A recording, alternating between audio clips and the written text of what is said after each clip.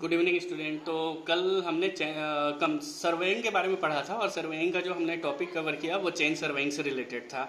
तो आज हम जो सर्वेइंग का नेक्स्ट टॉपिक पढ़ रहे हैं वो है कंपास सर्वेइंग।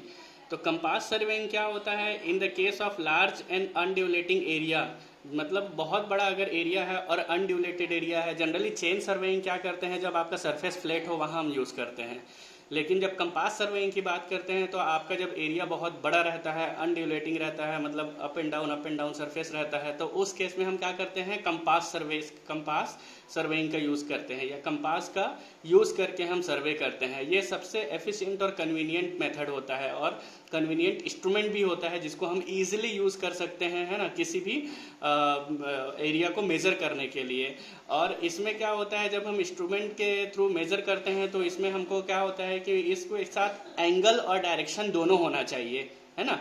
जैसे चेन सर्वेइंग में क्या होता है, सिर्फ आपका है ना डायरेक्शन रहता है कि इस डायरेक्शन में 10 मीटर आपको मेज़र करना है, तो थ्रू द टेप आप मेज़र कर लेते हो। लेकिन इसमें जब आप कंपास का यूज़ करते हो तो इसमें आपको डिस्टेंस और एंगल दोनों मिलते हैं। तो आप क्या कर सकते हो, किसी भी किसी भी फील्ड का एरिया कैलकुलेट कर सकते हो या अदर एनीथिंग जो भी आपको सर्वे करना हो कंपास सर्वे के थ्रू इजीली हम कर सकते हैं।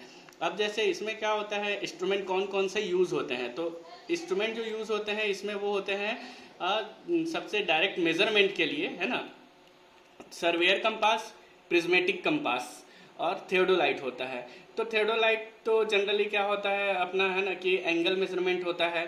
सर्वेयर और प्रिज्मेटिक कंपास डायरेक्शन और एंगल दोनों देता है। कंपास से जनरली हम क्या होता है, कंपास हम ऑलरेडी जानते हैं कि होता क्या है। तो कंपास क्या होता है, देखिए आप लोग, है ना, ये इस टाइप का दिखता है ना, ये इस टाइप का इमेज रहता है कंपास का, या बोल सकते हैं इस टाइप का दिखता है। जनरली आप लोग देखे भी होंगे, ये एक तरह का कंपास रहता है, ये प्रिज्मेटिक कंपास है। दो टाइप्स के कंपास आपको मैं बताया, एक सर्वेयर कंपास और एक प्रिज्मेटिक कंपास। तो ये क्या है, प्रिज्मेटिक कंपास है, और उसके बाद ये क्या है, आपका सर्वेयर कंपास है।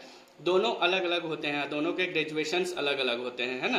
ग्रेजुएशंस मतलब क्या होता है, दोनों का, है ना, इंटरनल जो 0 से 360 तक का ग्रेजुएशन रहता है वो दोनों का अलग अलग रहता है, और दोनों का हम यूज़ भी अलग अलग करते हैं।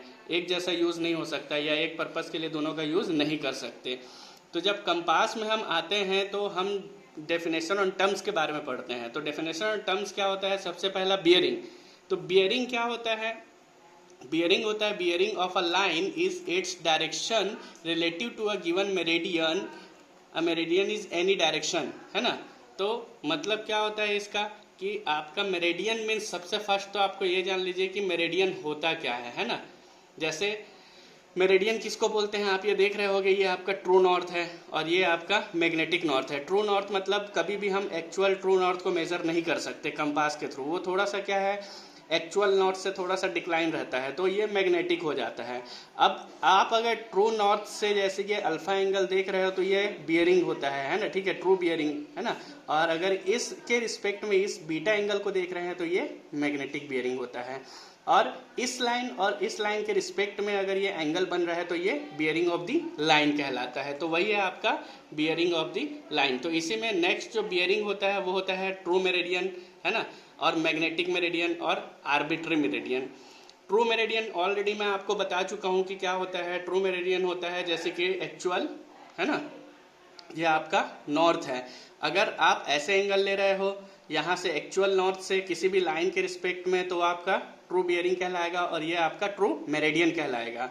अगर आप मैग्नेटिक मेरिडियन के रिस्पेक्ट में कोई एंगल ले रहे हो तो ये आपका मैग्नेटिक बियरिंग कहलाएगा और ये आपका मैग्नेटिक मेरिडियन कहलाएगा। ओके, तो ये आपका ट्रू बियरिंग। आर्बिट्री क्या होता है, आर्बिट्रेरी मतलब होता है कि हम कहीं भी अगर आपको सर्वे करना है, ट्रू और मैग्नेटिक नहीं है, आपके पास कंपास नहीं है, तो उस केस में हम किसी भी एक स्ट्रक्चर को मेरिडियन मान के हम वहाँ से सर्वे करना स्टार्ट कर सकते हैं। ओके, तो ये ट्रू मेरिडियन, मैग्नेटिक मेरिडियन और आर्बिट्रेरी मेरिडियन का डेफिनेशन हो गया। अब हम आते हैं नेक्स्ट पे, है ना, कि designation of bearing.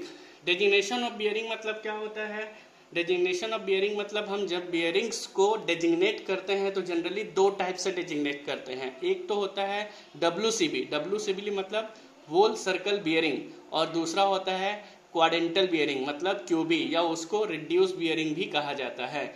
Wall circle bearing को हम एजुमेथल बियरिंग सिस्टम भी बोलते हैं। इसमें क्या होता है